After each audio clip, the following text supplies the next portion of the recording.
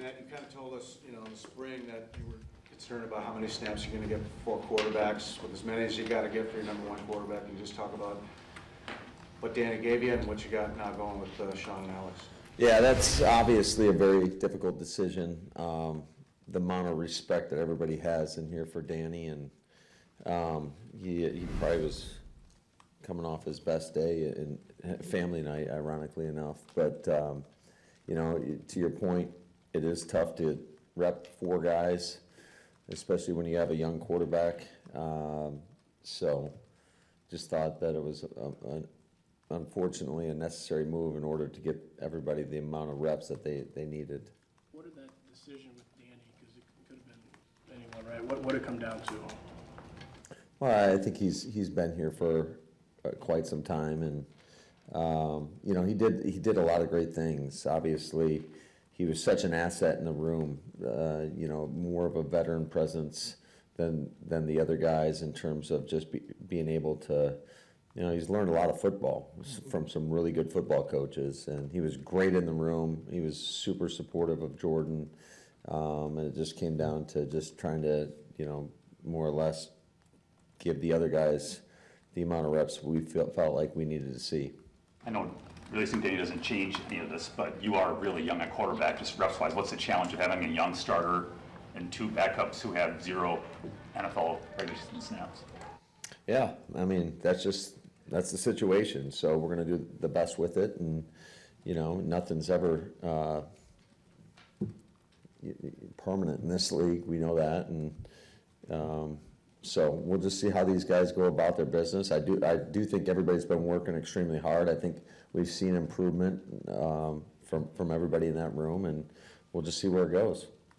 Can you realistically have a rookie as your number 2? I mean, is that a real? Well, I was in Washington, and we had the same situation. So we had 2 rookie quarterbacks. So What's your early take it on wouldn't be Clifford? the first time it's been done. What's your early take on Clifford? He's done a lot of great things, I think. I think he's got some gamer to him. I think that even when he hasn't made the best of decisions, like we saw one the other night where he threw an interception to Tyreek, he is a pretty resilient guy and is able to bounce back. And I think that's something you can't coach. Either guys are built that way or they're not. And I think he's definitely built the right way, and we've got to continue to try to refine some of his mechanics and get him more and more reps, because that's the best way to learn. Does he take a lot of snaps where he uses his legs too often? Does that happen with young quarterbacks? I think he does a good job. I think he's got a really good feel when to use his legs and when not to, and certainly he is an athletic guy that can get out of the pocket, kind of sneaky athletic, and he's got some good speed and can certainly move the sticks with his legs, but we're always going to train him as a quarterback first and foremost before something goes off schedule. Now, what's the plan with Rashawn? Yeah, he'll be off today, or off the PUP list, and he'll be out there, and it's going to be more or less mostly individual, maybe some of the walkthrough / jog through, but he's not going to be in any team. Is Stokes there yet? Stokes is not there yet. Coach, you talked about the importance of a lot of these joint practices, but being that this week you're going on the road for the first time, what went behind that decision, and how important do you feel being on the road is going to be for some of these younger guys? I think it just gives us an opportunity to bond. I think that camaraderie is an important part of this process, and just that team chemistry, the makeup. The more these guys hang out together, the more they get to know each other. I think the more they'll fight for one another, and so I think it's a unique opportunity going against one of the premier teams in the National Football League.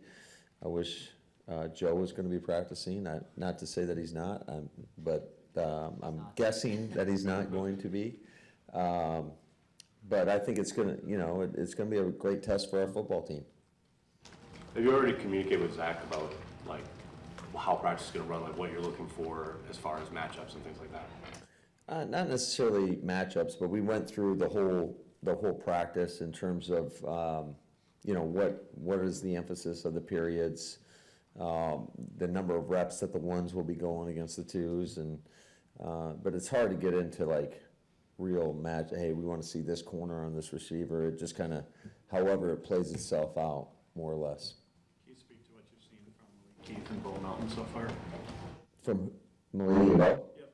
Yep. Yeah, I've seen a lot of good things, from both those guys. They're very different receivers. Malik's more, your big, goonish type of guy that you guys know that we love around here, and he's very physical. And Bo is a scrapper now. He's a scrappy guy that can really run. So I think they both have flashed, and it's just about building the consistency of which they go out there, and ultimately they're going to have to do that in the preseason games. Can you talk about the growth of Devontae, Wyatt, and how much he's grown from his first year and this year on that defensive line? Yeah, I think that's one of those positions that naturally usually takes a little bit of time, the interior D-line, just to learn some new moves and whatnot. But I think more than anything else, the growth for him has been he's got a really good handle on what we're asking him to do. And he's certainly flashed throughout the course of the practices, 10 practices that we've had thus far. So expect him to continue to build upon that and get better each and every day. That collaboration process for practice with Zach, is that any different when you're going on the road? Is it more their rules than when you're hosting a team here from a structure standpoint? Possibly.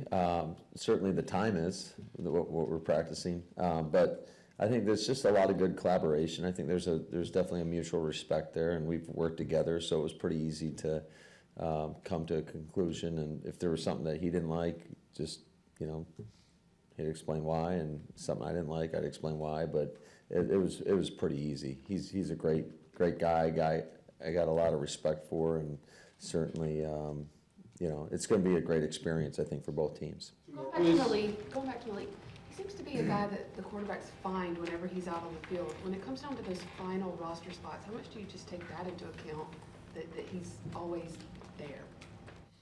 Well, it's performance-based. Yeah, I don't know how much that necessarily goes into effect. He's going to get more and more opportunities. Again, we haven't had a preseason game, so it's hard to, go too far into it. But for the opportunities that he's gotten in practice, I think he's done a nice job, and he's got to continue to build on it. Matt, what's your plan for Jordan Friday night? You guys are just going to have to wait and find out. I don't know. With your starters, so you generally don't play a lot of them in the first preseason game, so do you try to get them a lot of reps in this joint practice and let the young guys kind of play on? Yeah, that's the theory behind it. I think we're a little bit different this year. We'll make a decision on Jordan. We've definitely talked about him going in this game and quite frankly, playing everybody in this game. There might be a select few that don't play, but we'll get more into it as we approach the game. Does the joint practice dictate that at all, or is your plan going to be kind of regardless of what happens in the practice on Wednesday? No, I think that definitely has to weigh into it, and you kind of go through that practice, evaluate it, see where you are, and then make decisions upon that. So we have a preliminary plan that we've already discussed with our coaches, but as you guys know, that's subject to change.